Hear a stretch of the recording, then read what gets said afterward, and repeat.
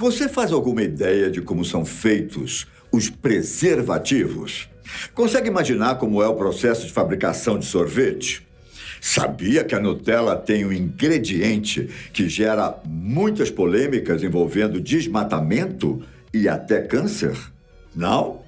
Pois nesse vídeo, eu, Ivan Lima, vou te contar os segredos de 3 produtos muito famosos no mercado, mas que poucas pessoas investigam os bastidores da fabricação.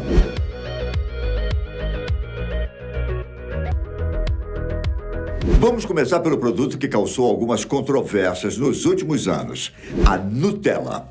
Para você ter uma ideia da situação, em 2015, Ségolène Royal, a então ministra do Meio Ambiente da França, pediu aos franceses que parassem de consumir Nutella, por conta de todo o impacto ambiental causado durante a produção do creme de avelã. Ao redor do mundo, a receita do produto costuma variar conforme o país. E o mais comum é que você sempre encontre óleo de palma na composição. Caso não tenha ouvido esse nome, talvez você o conheça como azeite de dendê. O óleo é responsável por dar a textura cremosa característica da Nutella, sem causar diferença no sabor. Só que a melhor parte para o fabricante é que o óleo de palma é barato. E aí entra o problema que Ségolène Royal estava apontando. A matéria-prima para o óleo vem direto da palma, uma planta bastante encontrada na Malásia e na Indonésia. 2 países que, diga-se de passagem, passam por situações difíceis quando o assunto é desmatamento. Entre 2010 e 2015, a Sociedade da Natureza da Malásia indicou o desmatamento de mais de 200 mil hectares de floresta nativa. E sabe um dos motivos para esse número? Para dar lugar a plantações que vão gerar o precioso óleo de palma. Nesse processo de desmate, um grande número de orangotangos fica sem casa ou mesmo são queimados no processo. Vale lembrar que, além desse ingrediente, a Nutella costuma ser feita com cacau, aromatizante, avelãs e leite desnatado ou em pó. Quando a polêmica veio à tona pela ministra, a própria Ferrero, fabricante do produto, declarou que tem o compromisso de usar o óleo de palma de maneira responsável, além de ter consciência de todos os desafios ambientais. A empresa disse acreditar ser possível a criação de um vínculo entre o cultivo da planta e o respeito com o meio ambiente, sem que ambos os lados percam no negócio. Bom, se isso vai dar certo, só o tempo nos dirá. O fato é que ainda não acabou o assunto. Além dos problemas de desmatamento, foi divulgado pela Autoridade Europeia de Segurança Alimentar que existe a possibilidade do óleo de palma ser cancerígeno. Calma que eu explico. Ao passar da temperatura acima de 200 graus Celsius, o produto se torna prejudicial a nível cancerígeno. Até mesmo a Organização Mundial da Saúde e as Nações Unidas atestaram os dados. Só que você não precisa parar de comer Nutella imediatamente por causa disso. A marca já explicou que durante a produção do creme, o óleo não chega a essas temperaturas. Na verdade, ele fica sob baixa pressão, o que, tecnicamente, não o faz ser capaz de gerar o contaminante causador de câncer. O que você acha de todas essas informações? Já vai me dizendo nos comentários, hein? Bom, enquanto isso, já parou para pensar em como os preservativos masculinos são feitos? Tá aí uma pergunta que você deveria ter investigado. Afinal, é algo que fica em uma parte inusitada do corpo e pode definir como vai ser o seu futuro, não só em questão de filhos, mas também em relação à saúde. Dito isso, precisamos saber que o principal material usado para a produção de camisinha é o látex. Só que não o látex bruto. Ele passa por vários processos para aumentar sua resistência e também manter a elasticidade necessária na hora do vamos ver. A título de curiosidade, o preservativo feminino não é feito com esse mesmo material.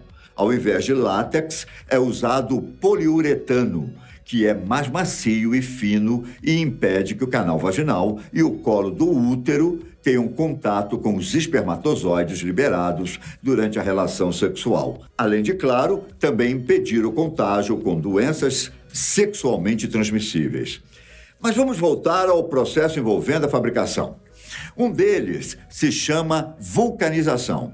E é bem provável que não existiriam preservativos, como conhecemos, se esse processo não tivesse sido desenvolvido. A vulcanização tem a ver com o acréscimo de enxofre e outras substâncias químicas à borracha, seguido de altas temperaturas, para acelerar a reação que vai aumentar a resistência do material. Até esse momento, você nem diria que estamos falando de camisinhas, se desse uma olhadinha no produto. Elas só vão tomar forma na sequência, quando moldes de vidro, no formato dos preservativos, são colocados nos tanques com o látex. E, finalmente, a mágica tem início. Assim que secam, o molde de vidro com a camisinha é colocado em outro tanque, dessa vez com substâncias químicas que vão eliminar possíveis partículas causadoras de alergias ou incômodos. Depois, para acabar com a textura grudenta, a camisinha é retirada do molde de vidro e direcionada para uma espécie de banho de talco, sílica e, dependendo do processo, até amido de milho. Só que ainda não está pronta para usar. O preservativo também precisa passar por um teste de qualidade, cortesia da nossa querida Agência Nacional de Vigilância Sanitária, a Anvisa, para saber se não existe nenhum furo nas camisinhas. Todas passam por um teste com uma corrente elétrica. Se houver furo, a energia vai correr pela superfície do material. Se não houver, a energia simplesmente não correrá. Em certas ocasiões, a camisinha ainda passa por testes de pressão e volume, já que em outros processos ela segue direto para receber o lubrificante e ser embalada. O último passo, todo mundo já sabe, não é? Saindo um pouco desse contexto, digamos, caliente, vamos para um que é frio e todo mundo gosta: o sorvete. Ao mesmo tempo em que o processo é simples, também é complexo. Isso porque essa sobremesa contém poucos ingredientes. Basicamente, água, diretamente das frutas da receita ou do leite, algum tipo de adoçante, como xarope de milho ou açúcar, e o ingrediente que dá a textura macia, inseparável quando o assunto é sorvete: a gordura de leite. Você pode até tentar fazer em casa, mas normalmente o resultado não é o mesmo quando simplesmente se coloca a mistura no congelador. É bem provável que o resultado seja apenas uma sobremesa dura com cristais de gelo. Isso acontece porque as fábricas e as máquinas contam com uma manipulação diferenciada, desde o preparo da mistura até o sorvete chegar na casquinha ou no pote da sua casa. Antes de tudo, essa primeira substância é feita com os mesmos ingredientes que eu falei. Isso antes mesmo de adicionar as cores e os aromas característicos de vários sabores. É aí que todo esse composto passa pela pasteurização, o importante processo que vai acabar de vez com micro-organismos que poderiam gerar doenças e também danificar o sorvete. Nesse momento, a temperatura da mistura sobe para cerca de 70 graus Celsius e então é resfriada logo depois. Só que até aqui, a mistura ainda não está com a cara de sobremesa. Para reduzir as partículas de gordura, que nesse momento não estão uniformes, é feita a homogeneização, que consiste em passar o sorvete por encanamentos pequenos em alta pressão. Com a aplicação de pequenos pistões, a gordura é completamente diluída e o sorvete adquire um aspecto bem mais macio e uniforme do que antes.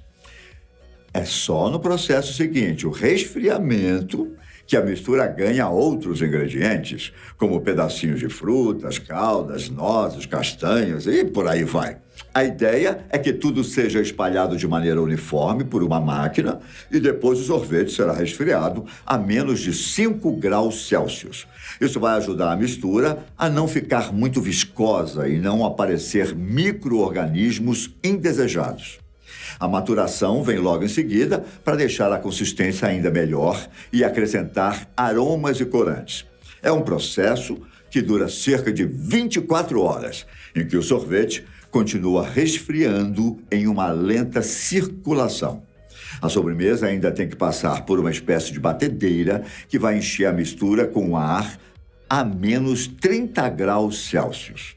Somente depois que ele é resfriado, a cerca de menos 5 graus Celsius, é que o composto vai estar parecendo os sorvetes de shopping.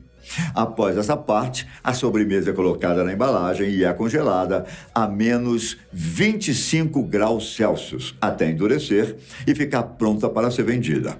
Mas é claro que antes de ser distribuído e chegar até a sua casa, o sorvete passa por testes de qualidade. E essas foram algumas coisas que eu aposto que você não sabia como são feitas. Tem dúvidas sobre outras? Então deixe nos comentários. Se cuide e até o próximo vídeo. Um forte abraço.